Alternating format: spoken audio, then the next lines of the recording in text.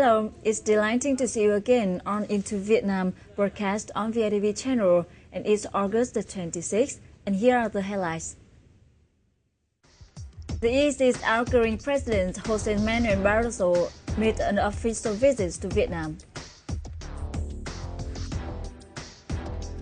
Vietnam has gained a trade surplus of $1.7 million for the first 8 months of the year. And the nation's industrial production saw a 7.1% on-year increase from January and August.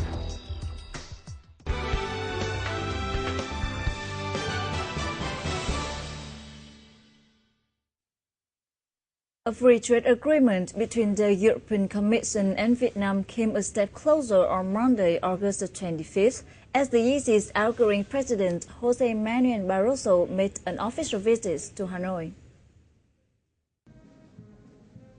The two sides initiated free trade talks in June 2012. At the same time, a partnership and cooperation agreement was signed. Europe is a leading consumer of Vietnamese goods.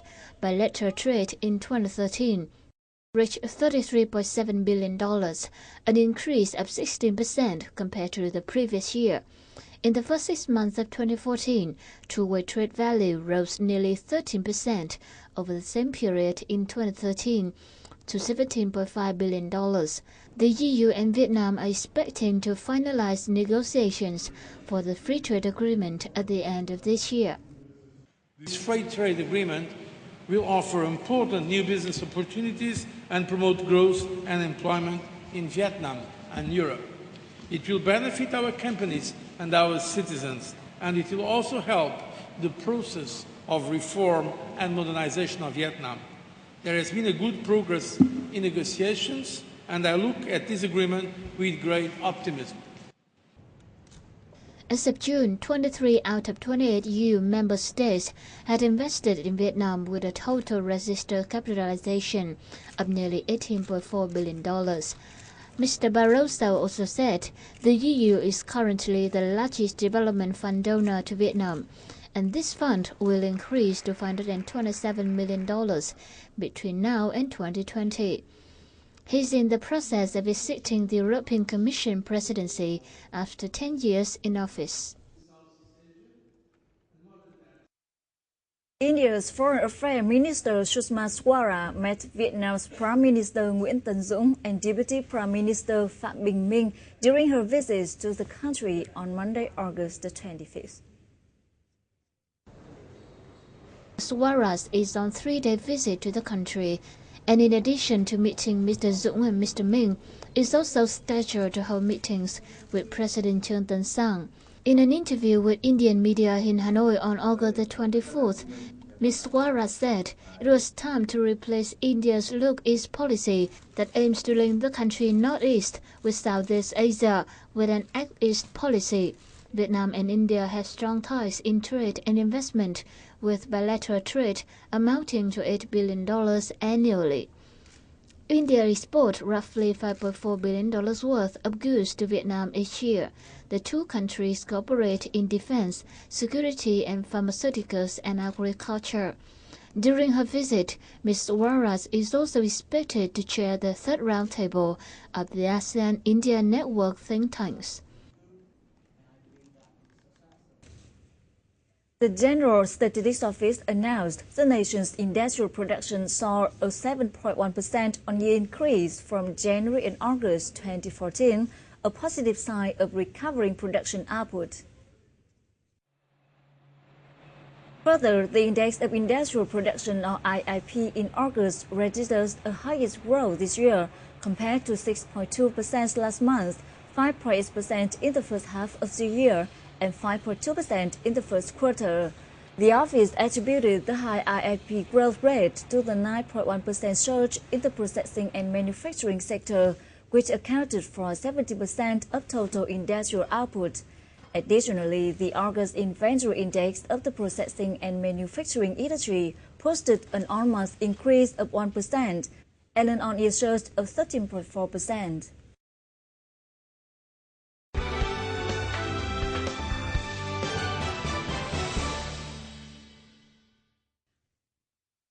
Figures from the General Statistics Office show Vietnam has gained a trade surplus of $1.7 billion for the first 8 months of 2014.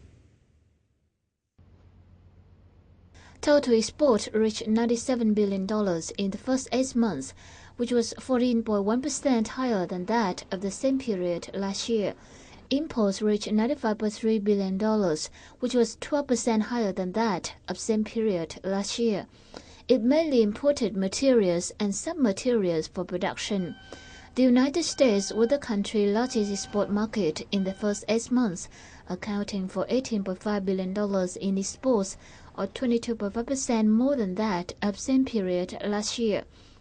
FDI Enterprises exported products was $65.2 billion, rising 15.6%, while domestic ones exported products were $31.8 billion, up 11.1%. A number of key exports achieved high growth in the first 8 months of the year, included seafood, textile and garments, telephone and components, and crude oil. However, a number of agricultural exports suffered a decline, including rice, rubber, and tea. The GSO also reported the largest import market was China, with $27.6 billion, a 17.3% rise from that of the same period last year. Vietnam achieved a $17.8 billion of trade deficit, with the country surging 18.5%. Import-export activities will continue our program. According to the Ministry of Agriculture and Rural Development, Vietnamese exports from agriculture, forestry, and fishery in the first 8 months of the year jumped 11.9% on year to $20.22 billion. Of the figure, agricultural exports gross revenues was $9.49 million, up 5.7% on year. Meanwhile, fishery and forestry products exports surged 25.4% to $4.95 million and 12.5% to $4.06 million, respectively. During the review period, rice exports declined 9% in volume and 5.3% in value on year. The coffee sector maintained growth with on-year increases of 26.8% and 22.3% respectively. Vietnam exported 126,000 tons of pepper valued at $790 million, up 23.9% in volume and 38.2% in value over the last year's same period. According to the Ministry of Agriculture and Rural Development's preliminary statistics, in the first 7 months of this year, the country exported about 70,000 tons of tea with total value of about $116 million, a drop of 6.7% in volume and 1.1% in value compared to the same period last year. Chinese Taipei, China, and Pakistan ranked top in export markets of Vietnam. Tea exports to Pakistan continued to thrive with an increase of 56.4% in volume and 89.2% in value in 7 months, while its figures to Indonesia reduced by 56.6% in volume and 54.56% in value compared to the same period last year. In the first 7 months of this year, tea exports have declined both in volume and value compared to the same period last year. However, the Vietnam Tea Association forecast that the sector could earn $245 million from exports this year.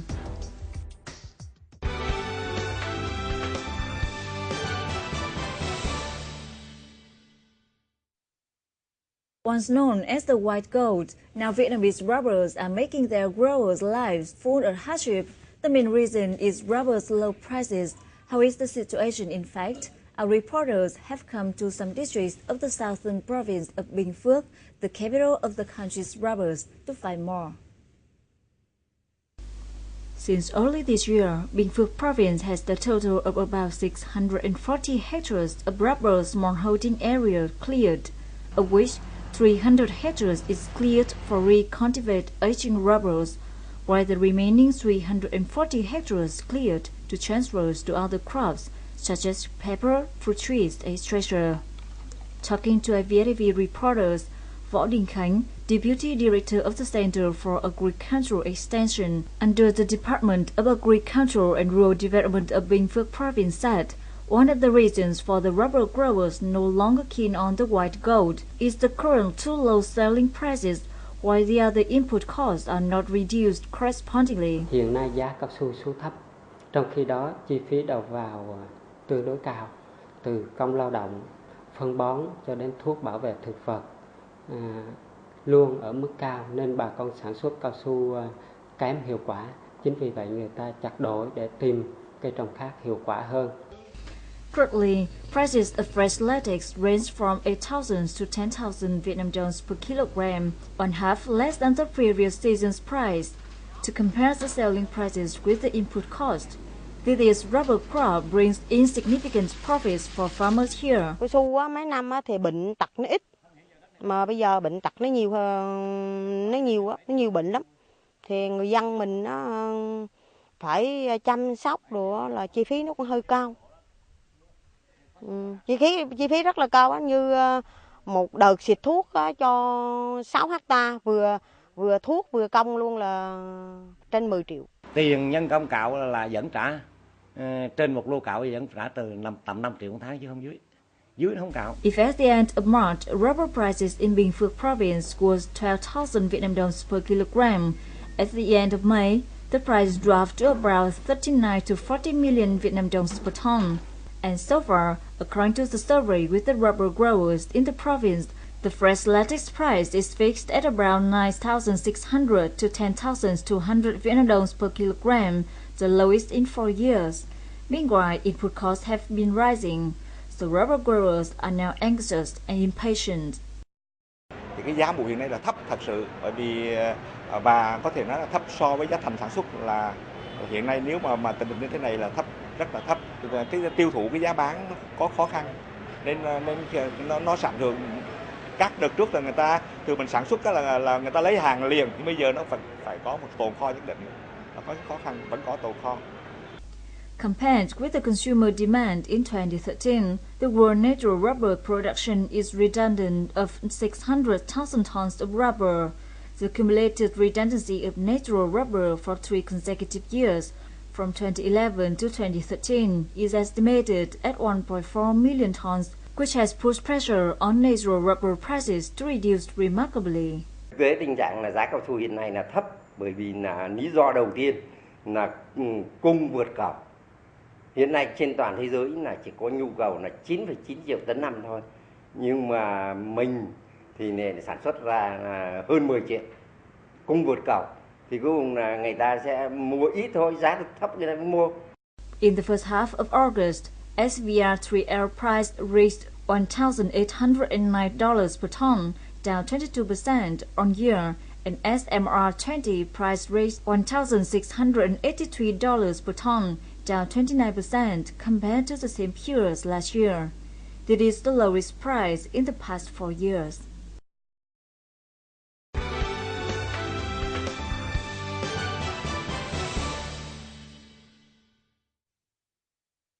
The program can wrap up with local gold prices, forex, and stock markets.